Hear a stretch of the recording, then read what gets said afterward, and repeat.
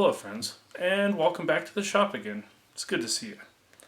I want to make something a little bit different than the knives that I typically do, so I'm going to make a skinner. And I know it's going to get a lot of use, so I'm going to be using this piece of naturally stable desert ironwood along with this 15 and 20 so that way it's a little bit corrosion resistant.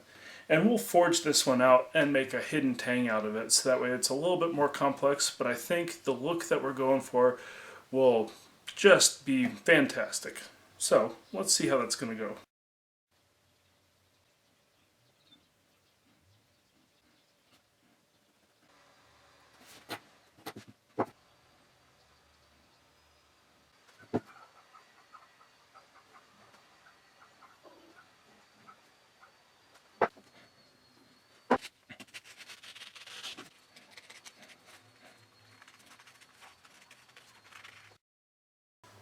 Well, while it would be easy to just do stock removal on this one, I think I want to practice my forging techniques a little bit and just see if I can forge this as close to possible as I can. So, I'm going to get my little forge fired up and we'll head over there.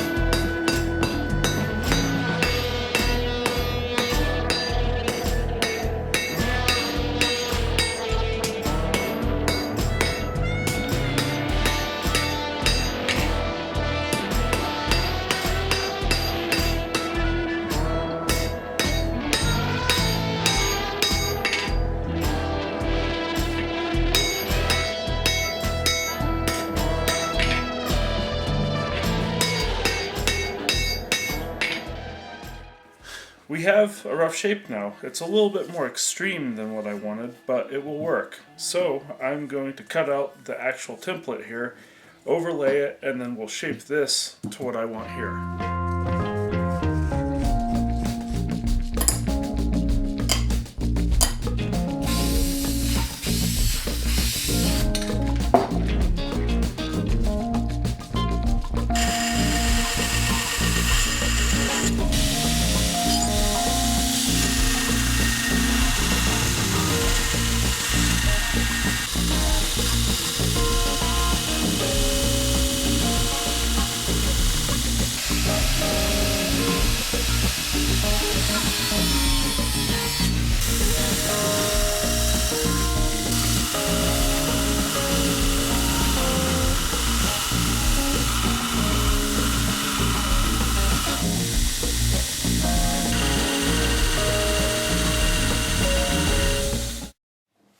So things went pretty good for the most part. I did have a cold shunt develop here just from the forging and upsetting process. So I ground it out until it was deep enough, and I'm going to go back through and just fill it up with weld. It's mild steel, which isn't ideal, but it's in the tang area, so it's not going to be on the cutting edge at all. and that will just allow me to build up a little bit more strength here, and hopefully we can move on from there. If I get the feeling that it didn't take and isn't strong enough, then we'll just have to scrap it and start over.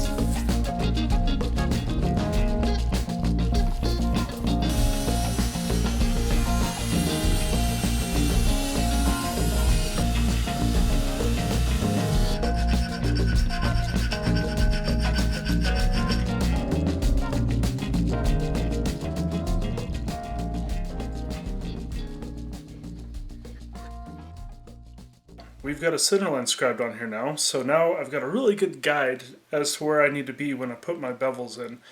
So we'll put the rough bevels in first, we'll do our heat treat then, and leaving a little bit of meat on there will help prevent warps during the heat treat, and then once that's done, we can come back and grind all the way to our final dimensions and make everything nice and neat.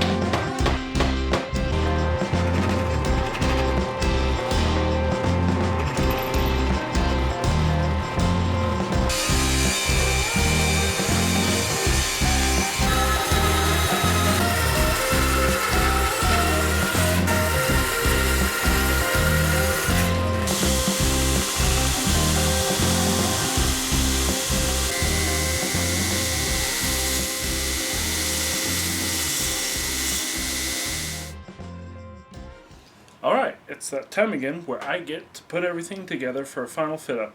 I'll shape the handle after the epoxy's dried because I want to make sure that everything's square to the blade. So I'll fill it up with epoxy, put the blade in, and I'm going to be using this pin to hold it in place. It's a mosaic pin. I think it's going to look really nice with everything here.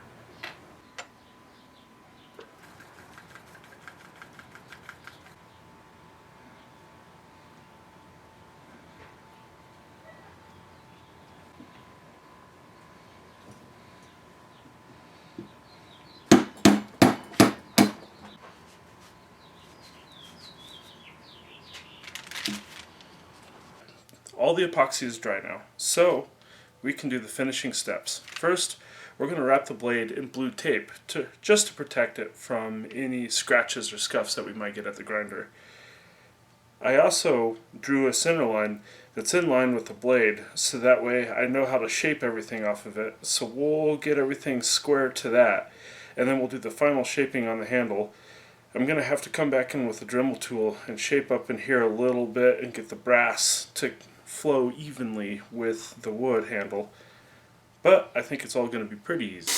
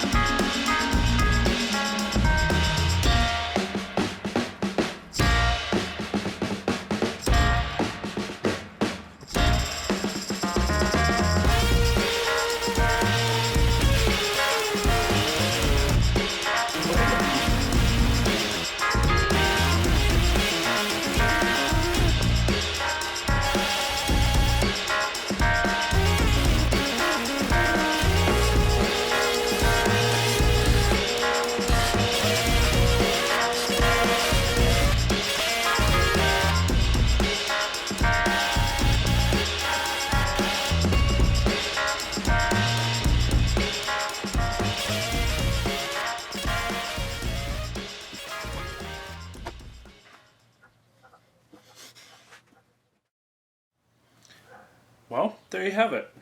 Completed project. And this is probably my best work yet. I'm pretty proud of this one. From here, I can only get better. So, keep watching. If you have any questions or comments, leave them down below. If you like this, then give me a thumbs up. And if there's any requests, just let me know. And we can probably do something. I'll see you next time, and thanks for watching.